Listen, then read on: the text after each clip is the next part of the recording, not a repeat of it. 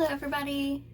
Welcome back to my channel. Today I am reviewing the Percy Jackson series. I'm going to go over these as a whole because I read almost all of them. I read 4 of the 5 books last month, and so I'm just going to go over all of them instead of going over them individually.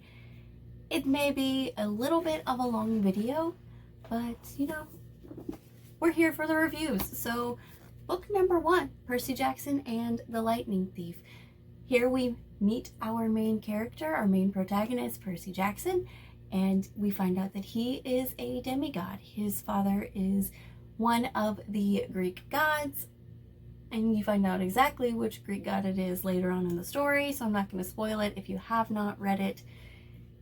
It was very fun and very interesting to watch Percy Jackson. He is dyslexic and a troublemaker and constantly gets kicked out of schools, which we find out it is because he is a demigod, and he ends up getting or drawing monsters that smell his demigod scent.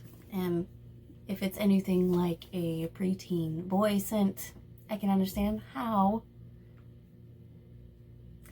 the monsters are attracted to it, because it's pretty bad sometimes. So, The Lightning Thief. I would say that this one was a pretty good start. It was a pretty good opening to the world of Percy Jackson and all the characters and the world in general. It was a very fun read. It was very simple and it was very fast paced, where you pretty much just went from one thing to another, trying to find the lightning bolt that somebody stole. So Percy Jackson goes on this quest. He has to find the lightning bolt. He goes along with 2 other people. One of them is a satyr, Grover, who is a friend of his and has been with him for a while, been with Percy for a while. And then you have another camper named Annabeth. All 3 go to find the lightning bolt that they're trying to find the lightning bolt that someone stole from Zeus before, I think, the summer solstice. Yeah, because it's during the summer, so before the summer solstice. So they don't have very long. And so that is the opening. I liked this book. I would say that this one is probably a 4. I think I may have given it a 5 stars before. I'm not really sure, but after reading the rest of them, I would say this one is 4-star. It's a very good opening. It is very fast paced. You hop from one adventure or one event to another, so it doesn't really seem like you're reading a big book, because it's just very fast paced and enjoyable. Then the second book is Percy Jackson and the Sea of Monsters. This one, you follow Percy, who goes on another adventure. At the beginning of the book, he has a dream that Grover is in trouble and has been captured by a monster and is trying to survive and needs Percy to come rescue him. So that is where this is. But once he gets to camp, he finds out that camp is actually being attacked a lot due to the tree of protection that you find out in the first book was actually another demigod that got turned into a tree. That tree has been injured and it is dying, and so the protection around the camp that the tree provided is harmed. So they go on this adventure to try and save the camp and Grover. The third book, well, actually, this one was okay. It wasn't my absolute favorite, but it wasn't bad either. Honestly, I don't think there was a bad book out of this whole series. It's just, this one was just okay. Yeah, pretty much. This one was just okay. You didn't really have any growth, but there weren't any setbacks either. You just went on the adventure with Percy and Annabeth and whoever else went with him. And I can't really say because one of them in particular is a surprise. So the third book is Percy Jackson and the Titan's Curse. It's actually opening up with Percy and Annabeth and one other friend who we will find out in the second book that joins in the adventure, have to go rescue and find these two new demigods and bring them back to camp. Things go wrong, Annabeth is captured, and Percy then sets out to save Annabeth. This one is a lot better than the second book. I enjoyed this one a lot. I got through this one pretty quickly, and I can say the books just get better from here. It does.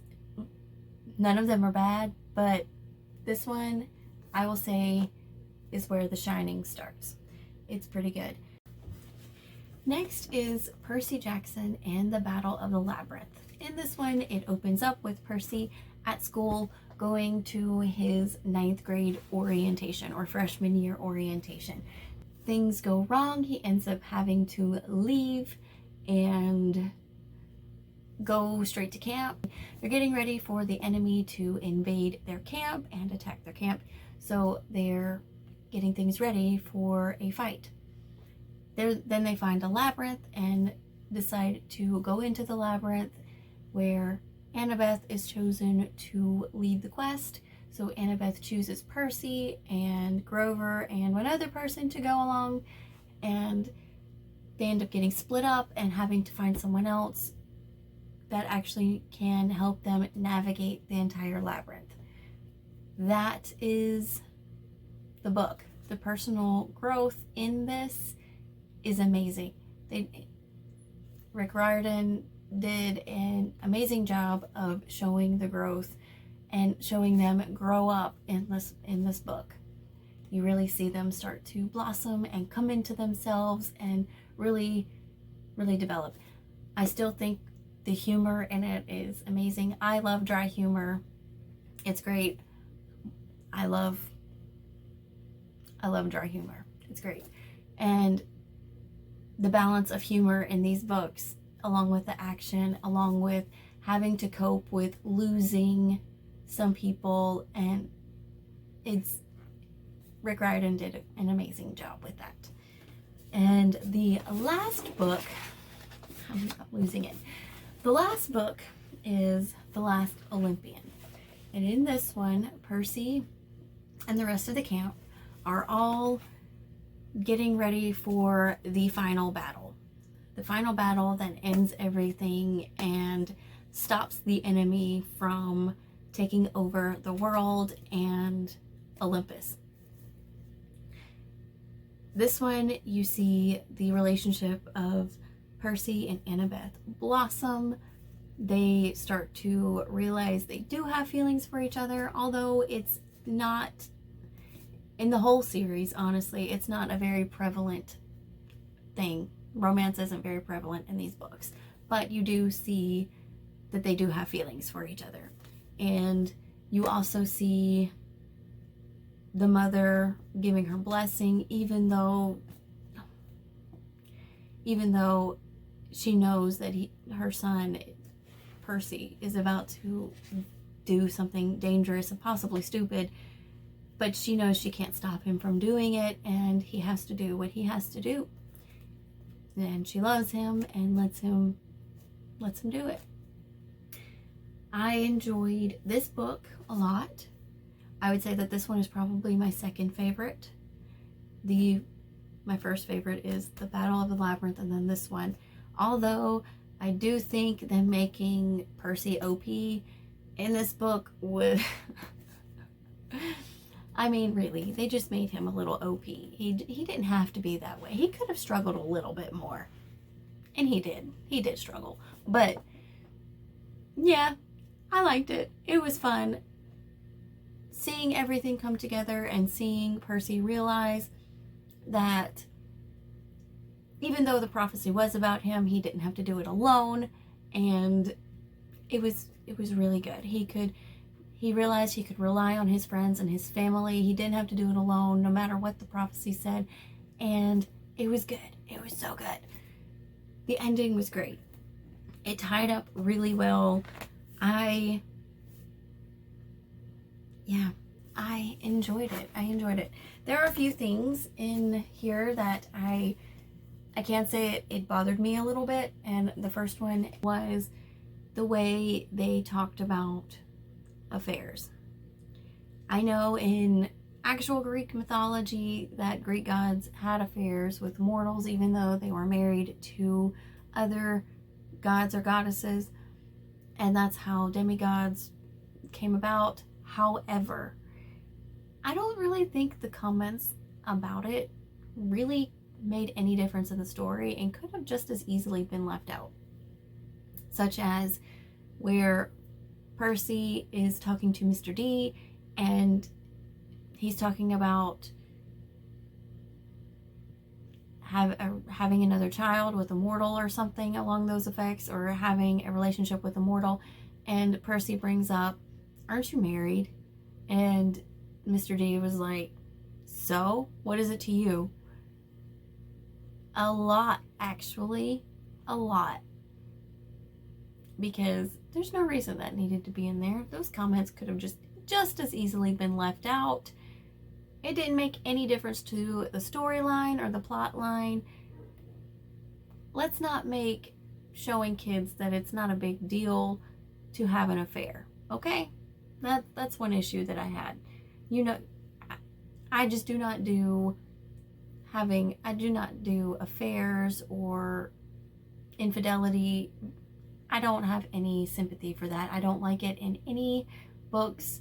I do not find it a good thing. I do not like it being made light of at all.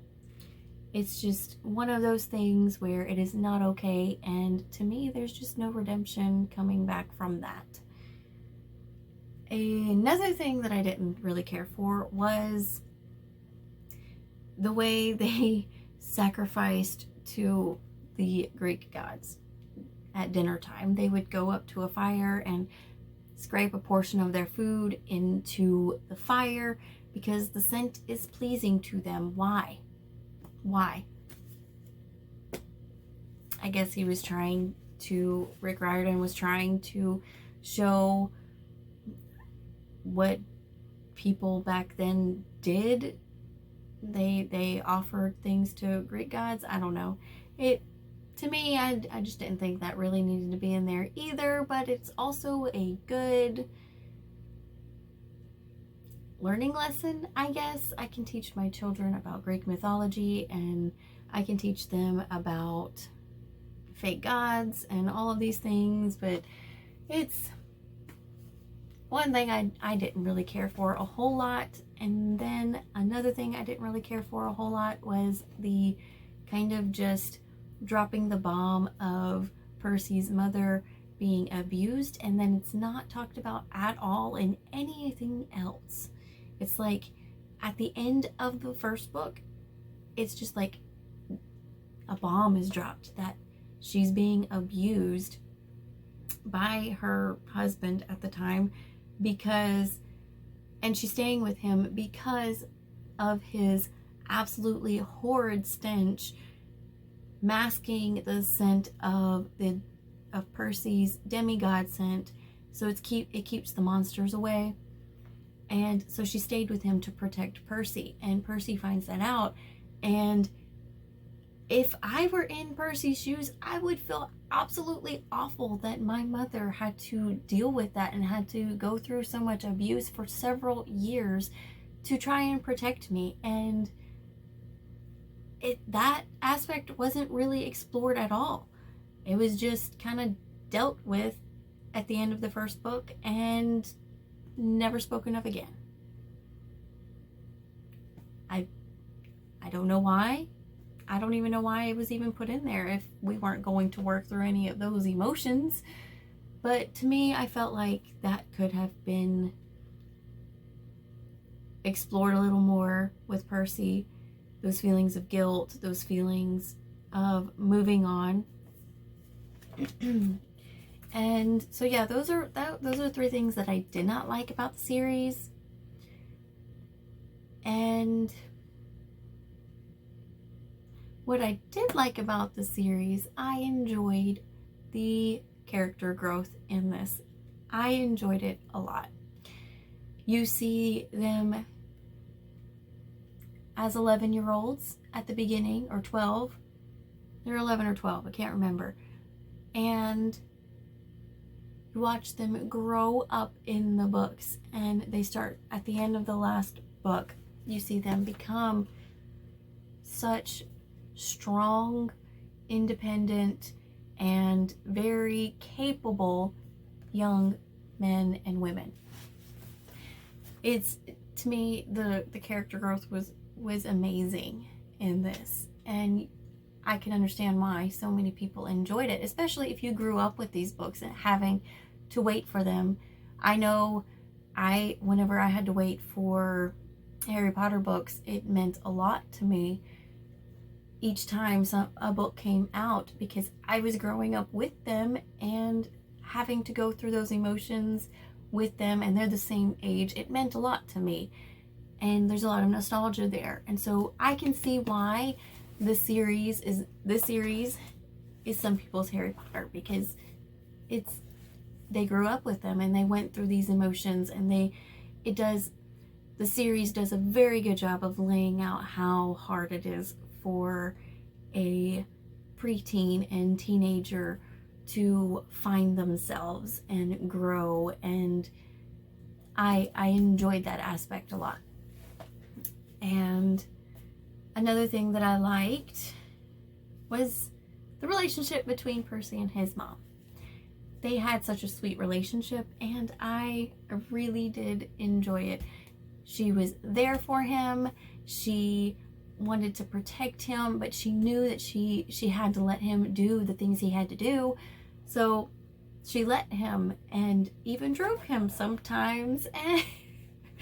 And to me, it was just such a sweet relationship, and I loved seeing that in a middle grade book, whereas most middle grade books, you don't have the parents there during things like this because it's more convenient that they're gone. And I get it, but it was sweet. I enjoy their relationship so much. And yeah, those are the things. Another thing that I liked were the friendships, and watching the friendships grow, and watching even the little small bit of romance that's in there blossom and bloom, and realize that they do care for each other, and the other relationships that they had in their lives with the opposite sex weren't the same as what was going on between the two of them. I liked it. I liked how everything was wrapped up, and it was done very nicely. And I don't know if I'll continue on with the sequels, because it wrapped up very, very nicely. And honestly, I've got so many other series I have to finish. I may eventually down the road read the next ones, but so far I'm good leaving it here, because like I said, this was wrapped up so nicely. I really don't really see a reason to read anymore on it, other than there are more adventures. But that's all that I have for today. I am going to be continuing on reading Mistborn this month. I may do an update video next week. I'm not really sure what I'm going to be doing next week. I'll have to figure that out. But overall, that is what I have for today, and I will see you all next time. Bye.